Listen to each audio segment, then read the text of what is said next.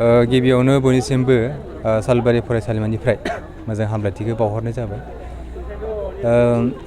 दिनै सालबारि फरायसालिमायाव 2023 आरो 24 बे सोलोंथाइ मायथाइनि थाखाय फरायसा गौथुमनि बिसायख'थिया जानानै थाङो। बे बिसायख'थियाव जोंहा गासै मोन 19 पर्टफलिय' एबा बिफाननि थाखाय जों इलेक्सनखौ खुंदोंमोन आरो बे मोन 19 पर्टफलिय'नि मादाव गासै मोन 9 पर्टफलिय'आ आनकन्टेस्टेड उइनार जोंहा जादोंमोन। जायफोर केन्डिडेट नमिनेसन फिलआप खालामदोंमोन बिसोरनि हेंथायै आरो गुबुन सासेबाव केन्डिडेट गैयैनि जाहोनाव बिथांमोना आनकन्टेस्टेड उइनार जालांदोंमोन। आरो बिनि उनाव गासै मोनगु जिथु बिजाथिफोर एबा आयदा बिफान बे बिफाननि थाखाय जोंहा दिनै फरायसालिमायाव इलेक्सन जानानै थाङो आरो बे इलेक्सनाव जोंनि फरायसालिमानि जेब्ला बनाफाइड स्टुडेन्ट बे स्टुडेन्टफोरा जोंहा माबा जायो भटार्स जायो। गासै 1246 भटार्स दंमोन। बे भटारफोरनि गेजेराव गासैबो भटारफोरा दिनै फैजोबाखै, बायदि जाहोनाव फैयाखै। भटिंनि जिथु पार्सेन्टेज बियो 51 जानानै थाङो आरो गासै जिथु इलेक्सन जिथु बिसायख'थि बे बिसायख'थिया दिनै खुनु दावराव दावसि गैयाब्लानो बिराद सान्थियै जानानै थाङो। जों बेखौ कलेज न'खरनिफ्राय जोबोद गोजोननाय फोरमायो। दिनै जिएस हिसाबै सोर जिएस हिसाबै जोंहा कर्ण मोसाहारि बिथाङा देरहासार जायो। बिथांनि दैदेननायावनो जोङो फैगौ जिथु एकाडेमिक इयार सोलोंथाइ बोसोर बै बोसोरखौ फरायसा फरायसुलिनि जायफोर जेंनाफोर दं बे जेंनाफोरखौ बिथाङा फरायसा फरायसुलि जानानै एड्रेस खालामगोन आरो बिथांनि नोजोर हिसाबैनो फरायसा फरायसुलिया जौगालांनानै जिथु गावसोरनि गांनाय उखैनाय जिथु सुफुंनाय बे सुफुंनायखौ बिथांमोना मावफुंगोन होननानै जों सानो आरो बिथांमोननि जिथु आरजि बिथांमोननि जिथु हास्थायनाय बे हास्थायनाय हिसाबै जोंनि फरायसालिमायाबो सामलायगिरिया बिथांमोननि गांनाय उखैनायखौ सुफुंगोन होननानै जों आसा खालामो। मोनाबिलि समनि मिडिया नोंथांमोननिसिम आं गिबियावनो साबायखर जासिहरबाय। दिनै जोंनि सालबारि बिसायख'थियावहाय नोंथांमोना नुजाफैनो हादों। आं दिनै बे फरायसालिमानि बिसायख'थियावनो आं प्रेसिडेन्ट महरै गसंदोंमोन, नाथाय आंनि बिजाथि बेरेखा बिजाथि गैया। बेरेखा बिजाथि गैयैलाय आङो दाख्लैबावैनो आं देरहाखादों होननानै आंखौ बयबो मिथिदों आरो आं देरहाखादों।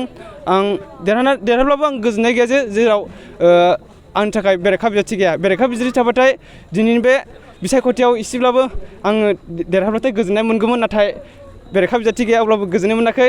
थेवब्लाबो आङो मोजां मोनदों जेराव आंनि बेरेखा बिजाथि गसङासै। बेरेखा बिजाथि गसंनो थाखाय आङो जोंनि सालबारि फरायसालिमानि फरायसाफोरखौ आङो साबायखर जासिहरदों। माबे मासियाव सोर देरहादों बेखौ फोरमायगोन नामा? औ फोरमायगोन। दा सिगाङावहाय बेरेखा बिजाथि गैयालासिनो देरहानाया गासै 8 जनमोन। बिथांमोननि मुङानो जादों प्रेसिडेन्टआवहाय आंनोमोन देबजित बसुमतारी आरो एडिटर सालबारिनि एडिटरावहाय जाबाय बैथि वारि, बेबो बिजाथि गैयामोन। लेटारेल सेक्रेटारि बिपुल सरगियारि बिथाङाबो देरहाखादों। मेजर गेम सेक्रेटारि हेमन्त दैमारि बिथाङाबो बिजाथि गैया, बेरेखा बिजाथि गैया, बिथाङा देरहादों। एथलेटिक गेम सेक्रेटारि बिथाङाबो बेरेखा बिजाथि गैया, सानसुमा बसुमतारी बिथाङा देरहादों। आरो थार्ड सेमिस्टारनि क्लास रिप्रेजेन्टेटिभ स्मिथा राभा बिथांनिबो बेरेखा बिजाथि गैया, बिथाङाबो देरहासार जानो हाखादों। आरो 5 सेमिस्टारनि क्लास रिप्रेजेन्टेटिभ उफुर्बा बसुमतारी बिथांनिबो बेरेखा बिजाथि गैया, बिथाङा देरहाखादों। बिनि अनगायैबो आरो दंबावो जे 1st सेमिस्टारनि क्लास रिप्रेजेन्टेटिभ बिथांनिबो बेरेखा बिजाथि गैया, बिथांनि मुङानो जादों सोरां बसुमतारी बिथाङाबो देरहासार जानो हादों।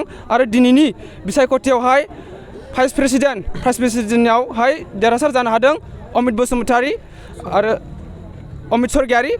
आरो जेनेरेल सेक्रेटारियावहाय देरहानो हादों कर्ण मोसाहारि आरो एसिस्टेन्ट जेनेरेल सेक्रेटारियावहाय देरहानो हादों बिबेका ब्रह्म। आरो माइनर गेम्सआव देरहानो हादों जोंमा केरकाटारि आरो बयस कमन रुमावहाय देरहानो हादों प्रणब बसुमतारी आरो गार्लस कमन रुमनि सेक्रेटारियावहाय देरहानो हादों सनिका मोसाहारि आरो ससियेल सार्भिसाव देरहानो हादों रुपम मोसाहारि आरो कालचारेल सेक्रेटारियावहाय देरहानो हादों इरागदाव सरगियारि। दा बिथांमोन गासै 19 जन बिजाथिफोर दं बावहाय। दिनै आं बिनि फारिलाइखौ देरहालांनायनि उनाव माबायदि खामानि मावनायखौ लुगैयो नोंथाङा मावजानायखौ लुगैयो जितु कलेजनि सायाव आं बिथांमोनखौ मावजानो लुगैयो जे जि कलेजनि कनस्टिटिउसन दङ आरो कलेजाव जि मावनांगौ हाबाफारि दङ बे कनस्टिटिउसनाव दङ बिबानखौ माबायदि सामलायनांगौ बे कनस्टिटिउसन बिथांमोनखौ आं कनस्टिटिउसन संबिजित बायदियै आं बिथांमोनखौ मावलांनो थिनदों आरो गुबुन गुबुन प्रग्रामाहाय जाफादेरनाय जायो सरजाफादेरो मालाबा बेफोर प्रग्रामखौहाय अकस्मात फैनाय जायो बेफोर प्रग्रामखौ जोङो मोजां सामलायनांगोन होननानै आं बिथांमोनखौ हास्थायो आं बेखिनिखौनो बुंबाय गोजोन्थों आङो खुलुमबाय आंनि मुङा कर्ण मोसाहारि आं बिए थार्ड सेमाव फरायो आरो आंना मेजरा पलिटिकेल साइन्स आं दिनैनि नैबे बिसायख'थियाव बे আজিৰ এই নিৰ্বাচনত হালবাৰী কলেজৰ যিটো নিৰ্বাচনত আজি মই জয়যুক্ত হৈ বহুত আনন্দিত হৈছোঁ কাৰণ মোৰ সকলো ছাত্ৰ ছাত্ৰীসকলে মোক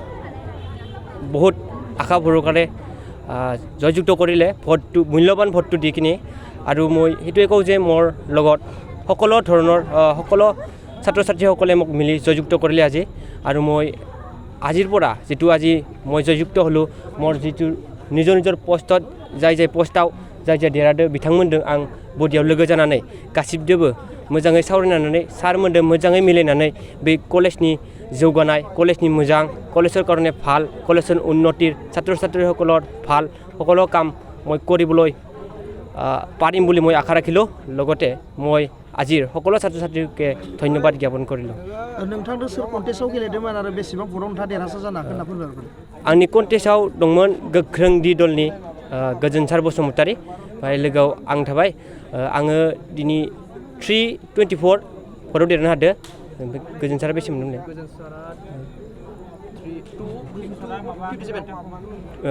आंनिसाय जिहेतु गोजोनसार बसुमतारीया मोर करि 90टा भट कम पाइছে মই 90টা बेसि पाइ किने এই আসনত জয়যুক্ত কৰিছোঁ कलेजनि गोबां बिसायख'थि सालबारि कलेजावथ' बिदि जेबो जेंना जायाखै जोंनि कलेजनि जितु इलेक्सन बियो सिम्पलैनो थांदो कलेजनि रुल बायदिनो थांदो बेखायनो जेबो दावराव दावसि जायाखै फैबाय थानाय समाव नोंथाङा कलेजनि माबायदि जौगानायनि खामानि आरो फरायसा फरायसुलिफोरखौ माबायदि अनसायलांगोन होननानै फोरमायगोन फैबाय थानाय समाव आं आंनि इउनियन बडिफोरजों गासिबो मेम्बारजों लोगो जानानै মই আহি থকা দিনবোৰত মোৰ গোটেই ইউনিয়ন বডিৰ মেম্বাৰসকলৰ লগত ভালদৰে মিলা প্ৰীতিকৈ থাকি কলেজৰ উন্নতিৰ কাৰণে কলেজनि मोजांनि थाखाय जौगानायनि थाखाय आरो स्टुडेन्टफोरनि प्रब्लेमफोरखौ जेंनाफोरखौ बा स्टुडेन्टসকলৰ प्रब्लेमবিলাকon जे মই ভালদৰে মই সমাধান কৰিম বুলি মই আশা ৰাখোঁ